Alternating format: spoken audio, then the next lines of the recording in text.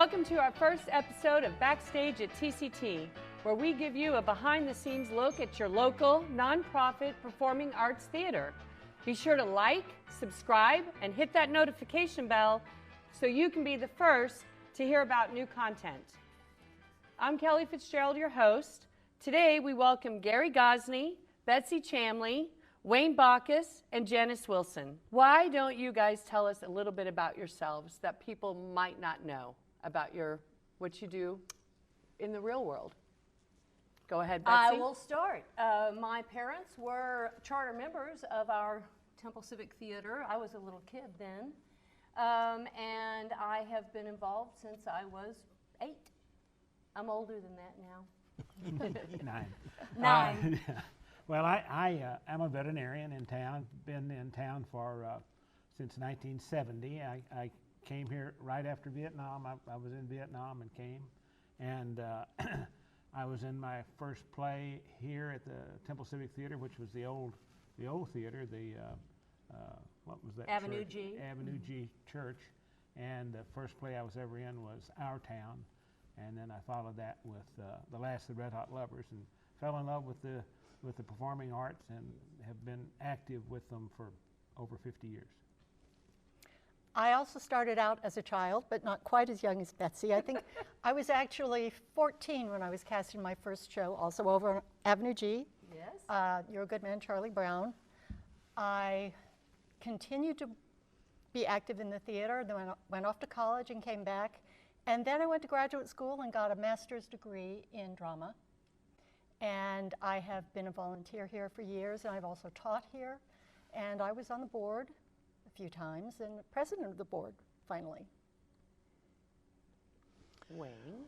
Well, the acting bug bit me, I guess, in 1964 in the senior class play at Temple High School. At that time, the theater, its precursor group, the Old Central Players, named because they performed it where the Old Central School was, now the Temple Post Office. And I guess the opportunity then at Temple College and the association with the theater's productions, that's when I got acquainted with people like Liz Pope-Joy and Al Hennis and ultimately Margie Rynierson and a bunch of folks who were, Tom Pope-Joy, Yes. who were pioneers of theater in Temple, live theater in Temple. All right, well, let's just dive in here. So I believe there was a show in the parking lot that was at this location. That was the very first show while the building still hadn't finished being built. So can you guys tell me about that show? Do you remember that show? It was in the parking lot, I heard. And I was the president of the theater when we were building the theater at that time, and we decided, we were doing the shows in a bunch of different locations, and we decided that we would do the first show that we could in a tent. So we performed the last meeting of the Knights of the White Magnolia in a tent right up on top of the hill here, and it turned to be very, very cold. And we would have to put great big heater blowers in there just before the performance, and then at intermission we blew more heat in there because they were very loud. It was a very well attended show, and we had a great time, and it was the precursor to the first show in this building. Right. So most of y'all been at TCT from the first show in this location. You've been involved with this theater. And the first show was 1977, My Fair Lady, inside this building, in this location. What are your best memories from My Fair Lady?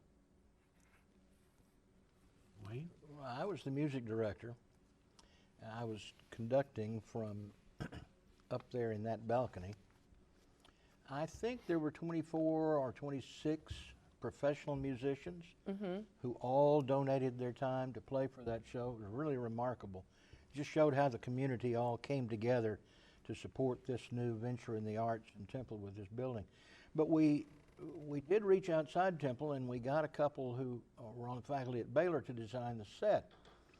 And I frequently said Henry Higgins' study could have been sublet because it was so big. But you had to part it several times. It parted like the Red Sea. You unplugged some little things and then stagehands had to pull it back. But behind it was a roll-down canvas circle, so when you opened doors on that set, you wouldn't be able to see in the backstage. So they had to roll that up and then unlock and then part the study in the middle and then roll the canvas down. So when you opened the garage door to get the bleachers for the race at Ascot, there wasn't room backstage for it, so they put it on the loading dock. The scene shop was not there at the time. Well, they couldn't get the canvas to come down. I'm playing scene change music. There's like 32 bars. Yeah. And I'm going like this every time to the orchestra, which means take the first ending, repeat. I can't tell you how many times we played that one page of music while they finally gave up on the canvas. They opened the garage. Section 2 of the audience could see the apartment house, and then they could see the stagehands having to dry off the bleachers for Ascot because it was raining that night. It was the longest scene change in theater history, I'm certain. It does point out something, the importance of volunteers, because Yes. Oh it my took God. literally 30 backstage volunteers to do that show, besides the volunteers who were the actors on stage. Right. And a lot of our theater goers, our patrons, don't realize what all happens behind the scenes backstage and what type of production it is back there between stage managers, prop masters, costumers. I mean, it's endless. So And there's you have to make it look like it's seamless. like it's flawless. Exactly. If it looks easy, it's not because it is. That's true.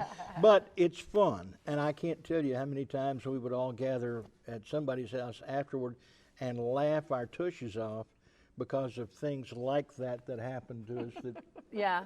Most of the time, we're having way more fun backstage than the people on stage, I Right. think.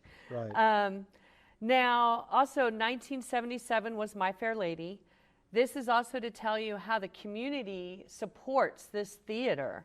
That Friday, May 20th of 1977, the mayor of Temple, William R. Courtney, proclaimed that that day was Eliza Doolittle Day to help promote the very first show inside this building. And that just shows you, you know, that it's truly a community theater and the community comes together for this theater. Well, one thing else we might mention about that show is that the designer of the building played Henry Higgins. He also played Sir and Roaring Smell. He also played Fagin, and he could play the music as well as he could play the acting roles, which was world class. What was Charlie his name? Volter, Charles Everett Volter, yeah, was an immense talent. We all loved Charlie while he was among us, yeah. So now, Gary, you did the yak for that show, Yes. and you were also president of the board at that time. Yes. So now, the yak. So when I first started volunteering here at the theater about 3 years ago, and I helped do hair and makeup for the shows, I was like, yak? What's a yak? So a lot of us people that are new to the theater don't understand, what is that? So do you want to explain? Hairy animal. Yeah, what's a yak? So what is a yak exactly for us people that didn't know or theater Well, the one people? that really loves to do the yak more than anybody is Janice. I think Oh, Janice will tell us yes, about it. Not Janice. true. In fact, I don't, on principle, approve of the yak. I agree. I've always said, I said to Tim Campbell, you spend all this time having pre-show lighting, pre-show music, and then you spoil it all by coming out in a spotlight to tell people things like, welcome, we want you to buy a season membership. Turn off your phone. If you have any money you want to give us, we'd be happy to take it, that sort of thing. Yes, turn off your cell phones, no photography, which is really kind of necessary because most people don't even think about it. Yeah, they're not aware. And at any rate, it used to be, way back in the day, the yak was only done during the season membership drive. Then it became standard. And I don't know if Tim started out. I'm going to say cell phones started that. That may have been what it was. Because you had to, some theaters will just have an announcement over the intercom and just, or I've also seen it where they put it on digital, project it. They have to do that for professionals. Actors Equity, of course, doesn't allow photos. Right. So they have to say that. We don't have that, but we have copyright problems. Correct. If people try to record something, and it's not safe for the actors on our stage. You can be blinded by a flash, By a or flash. somebody having a light out there, and it's distracting too. But that's what the yak is. It's just a little 5-minute or less, I always hope. And I'm sure all the audience members does too. Chat, and then you get off stage. It is a shame, though, that you can't take either in a musical, the entr'acte comes, and all that stuff, overture, and all the parts that the playwrights and the composers and everybody puts together. There's a magic in it if you can just seamlessly go from sitting in the audience and suddenly you're in Oklahoma, or suddenly you're at Plaza Suite or something. Right.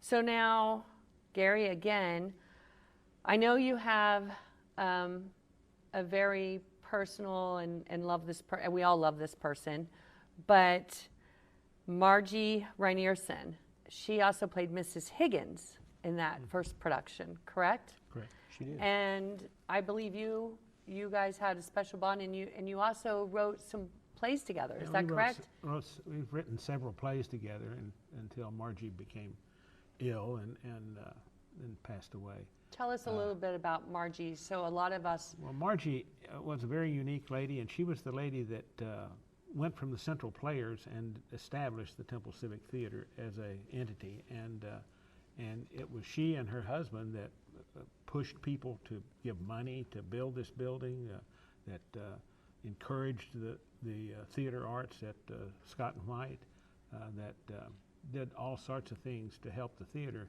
And then Margie was she's very involved in theater, and then she left. Her husband stayed here, but she left and went to Chicago for a number of years and taught up there and did some professional performances up there.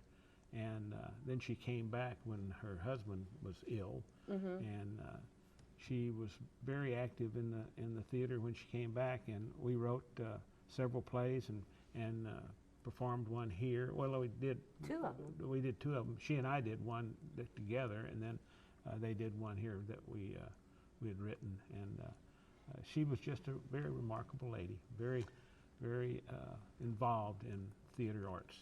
If you ever saw the made-for-TV movie, the prequel to Dallas, Miss Ellie's mother, that was Margie. She was a beacon of this Yeah, she community. was also Donna in the Advil commercials. And, She was in the Bluebell commercial. Yes. She rang the bell for Yes. Bluebell.